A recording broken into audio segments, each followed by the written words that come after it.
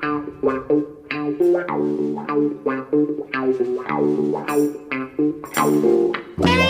morning, Mr. Hudson. Good morning, sir. Too good to be forgotten. Chris Garland sadly passed away recently. A big friend and former teammate of yours at Chelsea. Let's tell the Chris Garland story from Alan Hudson's perspective, your friend. Well, to be perfectly honest, when I heard the news, it didn't sink in. I went out a couple of days later, and I've just something on my mind. Another family member I got here is very ill. My sister-in-law's very ill, and I went to visit her, and Chrissy died that day. And it kind of hit me a couple of days later, and I couldn't weigh the two things up. And then all the memories started flooding back of the great times I had with him and me and him with the team, without the team. He, as you know, like we always said, people say to me, I was looking at the Dave English thing the other day when we opened the batting with Viv Richards, and people say, well, how come you got to play with Viv, and well, it was a big buddy of Chris. Chris Garland introduced me to Viv, and they were like two peas in a pod. One was a player from Bristol City who came to Chelsea for £100,000, and he was just super. He fitted in like a pair of gloves, and then his sparring partner was the best cricketer in the entire world. And I do love my cricket, and I got to know Viv through Chris, and through his relationship with Viv, they used to go on holiday, Barbados, and this particular year, Chris took me to Barbados with him because I had a place over there, and I reciprocated by taking him to my place in Tampa Bay sometime later, So it was a great love affair with Chris. He's someone you just loved. You didn't like him as you like people and you dislike people, but you just love certain people. And the love I have for Chris is immense. And I told young Adam the other day, his boy, I said, he says you don't have to tell me how. He said I can see it when you're together. He's just a fantastic fella. Before we go back to 1971, because I believe that was the year that Chris Garland walked through the gates at Stamford Bridge, let's just momentarily talk about when you did open the batting with Lord Bunbury, because it's a great story, isn't it, Al? Well, it was, we people like Frank Worthing and Chris Garland, myself, Don Shanks, that's our little team, and we had a coaching school together, and it was me and Don's coaching school, but Frank was always included. Chris Garland was always there. We were like a family, and Chrissy, me and Chrissy, and Riv, we go down to playing. We did a lot of testimonial dues with people, all for nothing. We weren't bothered about money. We just wanted to do it because we believed in it. We went all over the country doing so. One of them was a cricket match down in Geezer gave me a bar down there. Where did I down in your way, Warwick way? Oh, okay.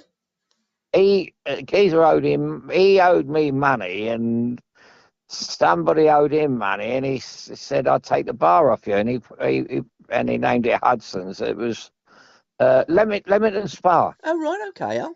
And I had a bar there. Oh, and I used to go down to Leamington Spa on certain occasions to show me face, and I didn't earn no money out of it, just for drinks and all. There's a day out, and I was going out with my second wife at the time. We went down there and a couple of nice weekends, and the boys would come. Tommy Docherty come down there and opened the bar for us, actually. So it was a bit of a thing, something they'd never done in Leamington Spa. But, so this led to the cricket match. And I was with Viv in the morning. My son Alan was there. My friend from Stoke, Terry Bate, came down. He got on with Viv Richards like a house on fire because all they talked about was drink, drugs, and women. and it was, I couldn't get them apart. Once they were sitting in the corner, they were telling each other stories. One of a fella from the pottery business who me and him went to America when we got under house arrest and all that, and he had a few quid and he put his money on where his mouth is, kind of thing, and we had a ball. We was away for about 2 years in America and house arrest in Bermuda, and there's him and Viv, and they, like they'd known each other for years. Was a beautiful thing about our relationships. You bring two people together, and you think this is amazing how they get on so well.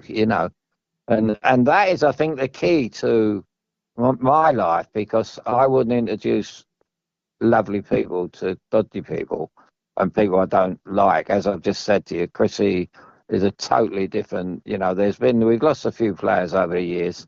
I think there's only three of us left from the cup final team, and this is like a major blow was Peter Houseman when we lost Peter at a very early age, but that was just horrendous, in a car crash with his wife leaving two kids behind, And someone once said then, this team, Chelsea's got a line of tragedy through it, and people, the Osgood thing, the Hutchinson thing, and all right, look, just recently, Ronnie, Johnny Hollins and what have you, but Chris has really hit me, It's and I think we do when we do. I think you only can tell you love people when you think I'll never see him again, and it's heartbreaking. It really shook me.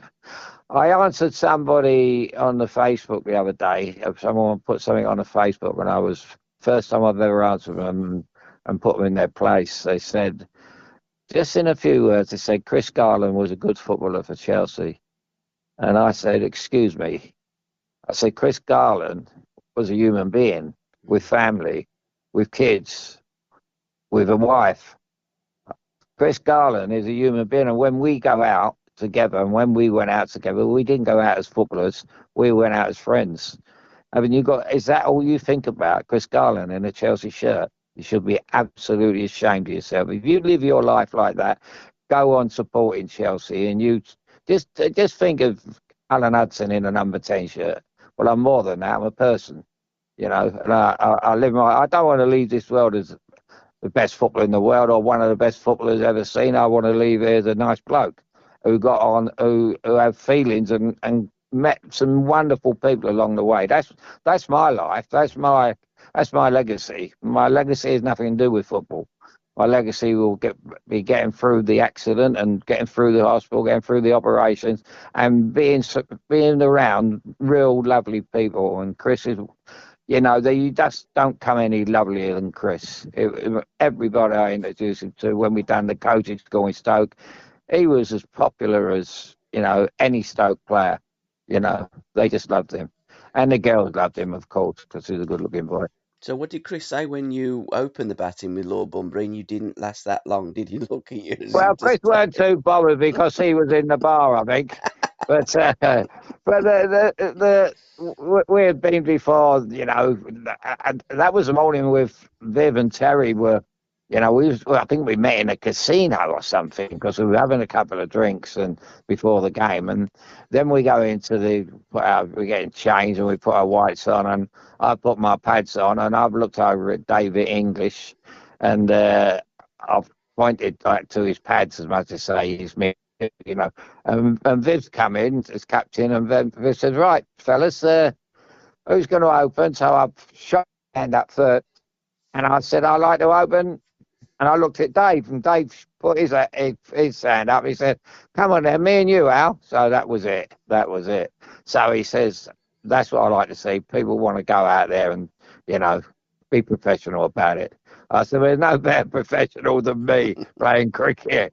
So we walked to the wicket. As we were walking to the wicket, I said to David, look, I'll take first ball. He said, no, I like to take first ball. I said, no. I said, I want you to watch because this is how we're going to do it. We're going to have a look at the bowling for 3 or 4 overs, and then we're going to open up, and then we'll give him some right hammer. He said, I like your way of thinking now. He said, that's a perfect way to play.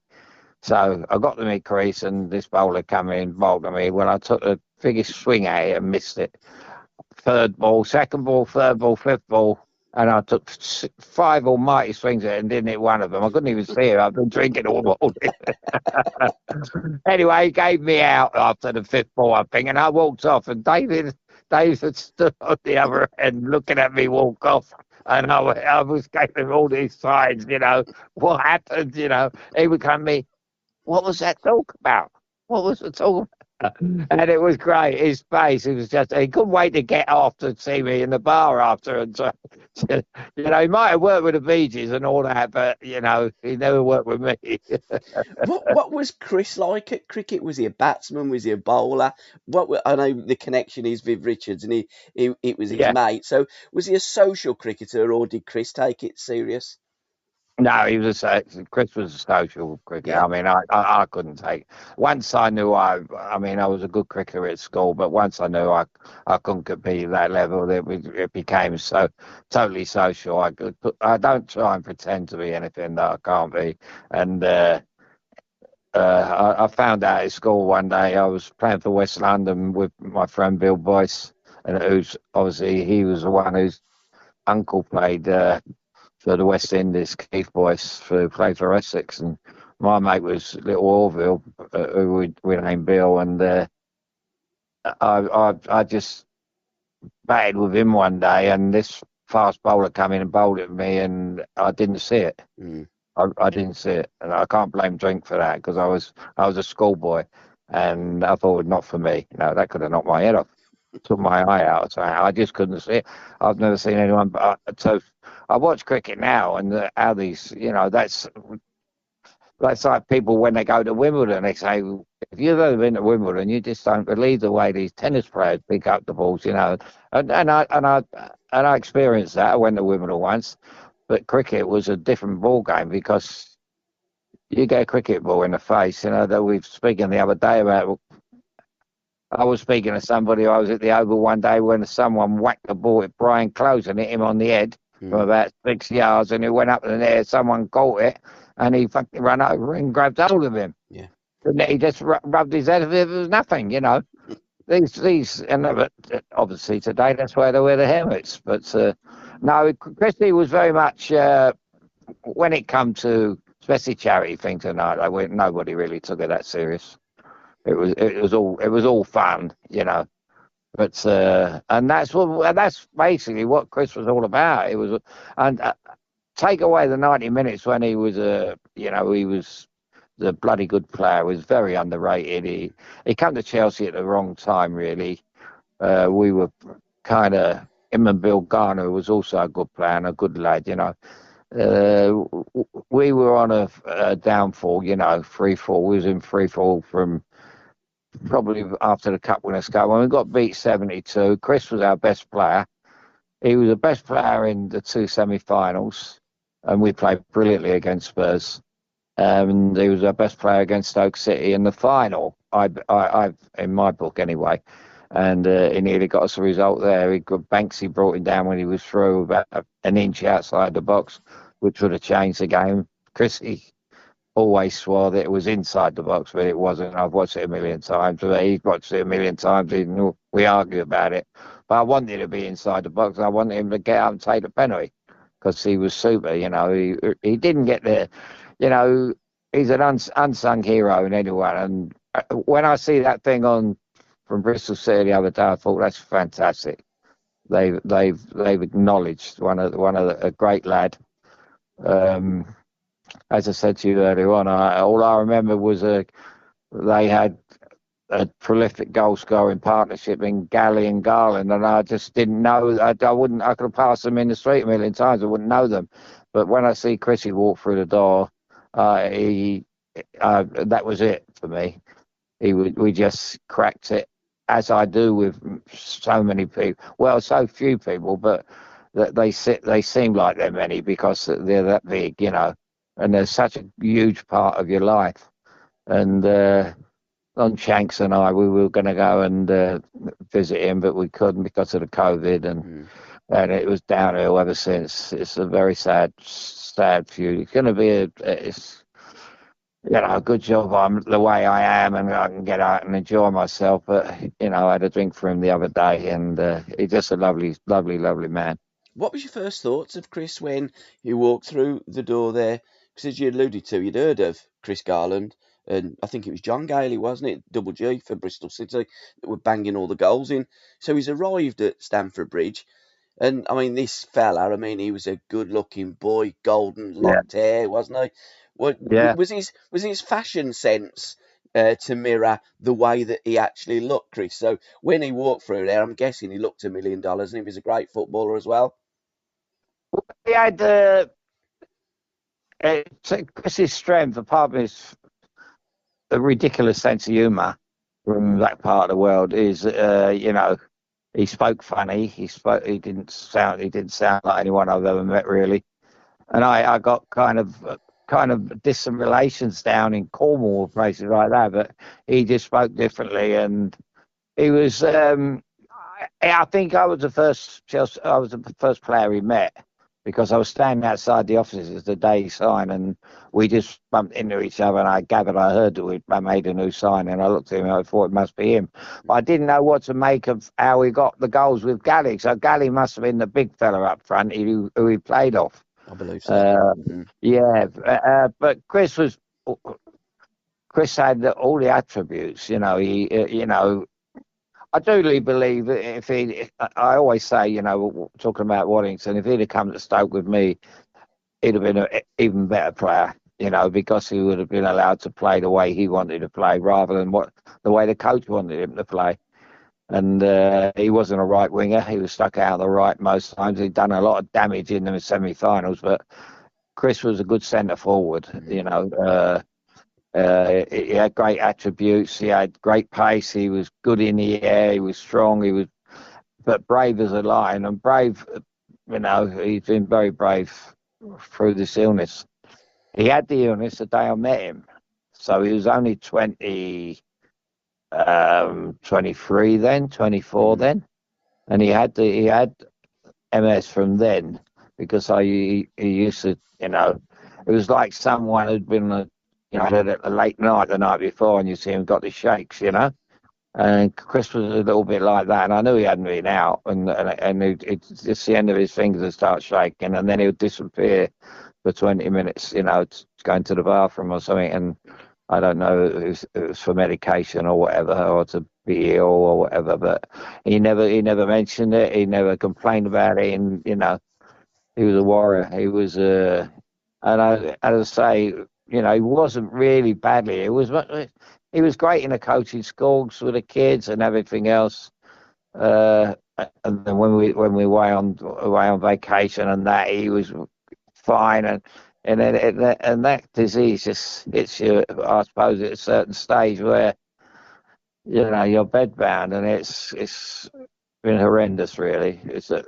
I mean, the only I'm not saying it's any consolation, but I suppose, as his son said to me, Alan, he says, "I know how much you love him, but please don't come up and see him." Hmm. So, that me and Dom were going to go up, me and Shanksy were all set to go up and see him, and they put the brakes on, and they said, well, there's COVID, don't come up because of the COVID. So we couldn't go up then, and by the same time it was free to go and see him, he deteriorated terribly. Yeah, it's awful, isn't it? It's terrible, terrible Yeah. shame. But he still loved blue is the colour, and he still used to sing blue is the colour, didn't he, Chrissy? Well, that was Andrew. Andrew said, "Well, there's a break." He said, "There's a minor breakthrough," and I'm thinking to myself, "My God, I don't think you can recover from this illness." And he says, "We've had a minor breakthrough." I said, "What's a minor breakthrough?" He said, "Well, I walked in this morning, and he's sitting in his bed singing 'Blue Is the Colour.'" And I couldn't believe it. I said, "No, what brought that on?" He said, "I don't know." He said, "It's just come through." He said he was sitting up happy and singing "Blue Is the Colour." I don't know, so I don't know where that come from. It's probably like when I was in the coma and on morphine and all that, and I Yeah. see my dad in the corner, and it was a coat hanging in the corner on a peg. Mm. And I turned around to my uncle. I said, "This wine's beautiful." and it was water out of a jug. That morphine makes you do funny things. Yes, So I can only think that fluid of colours come from somewhere unknown. But absolutely. he was so funny. He's one of the funniest people I've ever been. He's infectious. You want to be in his company, and he'll go out with anyone. He don't care really. But when me and him went out, it was a bit special. It was very special to be. I used to look at him as he was the big star, not myself. Yeah. In Chelsea. I used to think he was. Mm. 'Cause that's how much I cared for him, and I always made sure that people don't have a little pop like that fell on the Facebook the other day. Just mention him he was a good player for Chelsea. Well, he was more than that. He was a fantastic player for Chelsea, and they should have been for 100 grand. He was magnificent, and he's just more than a footballer. He's just a fantastic fellow. These people don't understand. They don't understand. They think, are we robots or something? Do we got no feelings to go on Facebook and say, oh, so and so's dead? Oh, but he was a good player. Well, I don't want that on my headstone. Surely, that's not what it's Absolutely. all about. And he had a love of music as well, not just recording Blue is the Colour, but Uh, he was a big fan of Curtis Stoigers, wasn't he, Al? Curtis Stoigers. He loved Curtis Stoigers. Uh, And I think that was what him and his Ruth used to have a few glasses of wine and dance to and whatever else they got up to. Yeah, he loved Curtis Tigers. And because I think, even if I don't know where he came from, Curtis Tigers, I thought he must American, have I been know. mixed. Well, I know he's American, but he's also, as soon as his music comes on, I think of Chrissy and think he sounds like Chrissy. Because he did, he loved it. I mean, I've heard of Curtis Tigers till I met Chrissy, and he comes, he said, Curtis, have you got any Curtis Stoigers? He said to me in the car one day. I said, who the hell's he? It's Curtis Stoigers. I said, I've got John Lennon and Paul McCartney, Frank Sinatra, not Curtis bloody Stoigers. Oh, dear. And Uh, did Chrissy drive? Was he a driver as well? Did he play golf? Did he play other sports? What else did Chris do? And you thought, blimey, what a superstar he was. well, he do it. Yeah, he played everything. I Yeah. don't know. Yeah, I don't know if he went out playing. He must have played with golf with them and gone out and done only because there was a 19th hole. But wherever there was a social, Chris would be there. Yes. He was one of them, and he really did. uh, when you hear this term "living life to the full," that was Chrissy. Mm, And he did it. To think that he did it with his terrible illness is even more the credit to him. And like I've always called my big cousin Anthony Mason my hero, the way he went through life and never complained. Because he was exactly the same. And when I hear people complaining in the pub, I just have to move away and can't stand it. I don't want to hear it, because there's always someone who's, really, really ill, and this, and he just never moaned about it, never said, "Oh, well, yeah." I said to him one day, I tried to get him, the Chris Garland charity, and I think we mentioned about Gary Lineker. He asked Gary Lineker could he help one day. Was it a function? Because he had one for his son, who was very ill and died, I think, which was awful. you're just And breaking up a bit, Al. uh, he came, Chris went, he come back to the table at a function and he said, I've got the ump with that Gary Lineker. He said, I think I can't give him a right hander. I said, don't do that, Chris. Because he asked him if he could help him and he said, go and speak to my agent. Yeah. And that turned me off Gary Lineker forever. And I see him in at Terry Neal's bar in Holborn one day, and he come over to say hello, and I just turned my back on him. I thought, if you can't help my mate, go away. And that was, well, you just could not say, let's help you, Chris. And Yeah. I tried to do it, and I fell out with the people that put these charities together, and I found out that all they do is they're in it for themselves, not the individual. I know a lot of people do so much good in charities, but as I found out in hospital, the young doctors and nurses who looked after me were just fantastic, but they're a different breed. Absolutely, and Chris was a different breed because you have mentioned his charity work. The most charitable thing that Chris did was when he went back to Bristol City in the 70s. He's one of the Ashton Gate 8 that ripped up the contracts and saved the football club. So, not just for his football, not just for his personality, but for his charitable work and what he'd done for Bristol City.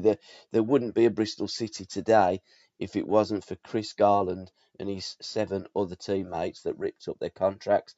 That's Yeah. one hell of a thing to do for a football club. Yeah, yeah. I remember going out down in Bristol one night with him and Joe Royle. He's very good friends with Joe Royle as well. Uh, and that's what them people are like. Chris is like that. Big Joe's like that. Good people. I remember Joe Royle in the early days when we go out with him and Alan Ball, and they're just good people to be around. And you read the other side about footballers, and basically football is no different for anybody, any other walk of life. But when they're special, they're very special. And out of everybody's I've met at Stamford Bridge, and there was none better than Chrissy. He was just out there. And he was one of those you couldn't wait to see. Coming to live with me in Stoke, really, for a few months. I was staying in a kind of a hotel there, and he come and stayed with me for a long time. And that was when we went to America, and he could have stayed with me forever. It Yeah, was one of those relationships. You just can't get enough of nice people, and yeah. that's enough. They're rather unique. They don't come around all that often. People that are genuine, are decent people to have around you. Sadly, Chris has passed away, but his memories, Al, will always be there, and his legacy will always be there. And these players are people more than anything, people with families, and they are too good to be forgotten. Too good to Yeah. be forgotten, mate. Oh, absolutely, mate. I mean, whenever I'm out, Chris is a name pop up. I always think he's with me. I think of Chris. I'd be a liar if people lie when they say I speak about him every day or whatever. Yeah. But they're always a part of you, Mm. and his name would pop up, and I wouldn't really mention anything. I'd just think about the times we shared together, and for me, uh, I can only say because of who he was Chelsea's greatest signing. I mean, Lampard proved to be their best signing for business wise and Mm. how many goals he scored. But for me, Chris Garland, if I'd have thought my football life would have been without Chrissy in it, it would have been much lesser. Because I do love people that make me laugh as well. I mean, we always end up having a laugh on the show when we Mm. do it. But there's moments like this when you got to tell people listening that yeah, what a fantastic bloke he was because we don't know. I know a few actors and people like that, and you get to know them. And the thing about never meet your hero. I had Rodney Marshall. I was out yesterday and I see the fella that loves Rodney Marshall, and I said, keep away from me. I don't never meet your hero, and I did. Rodney was my hero as a kid. I played for Fulham, and I met him, and that went out the window. So never meet your hero, but Chrissy Garland became my hero, uh, Absolutely. and that's what it's all about, Paul. Absolutely. And you've got that lovely photograph of you, and you used to call him Judy, didn't you? Sitting in the dressing room Well, when you. Judy, yeah, Judy. He had a few names that you couldn't mention on the radio or on TV, but he was. He used to give us. He used to say that ain't right, is it? That ain't right. And I got to say to him, "What do you mean that ain't right? Is it?" I said, "You don't speak like that." He said, "Well, where do you come from then?" I said, "Well, I'm a Chelsea boy." But you don't say that ain't right.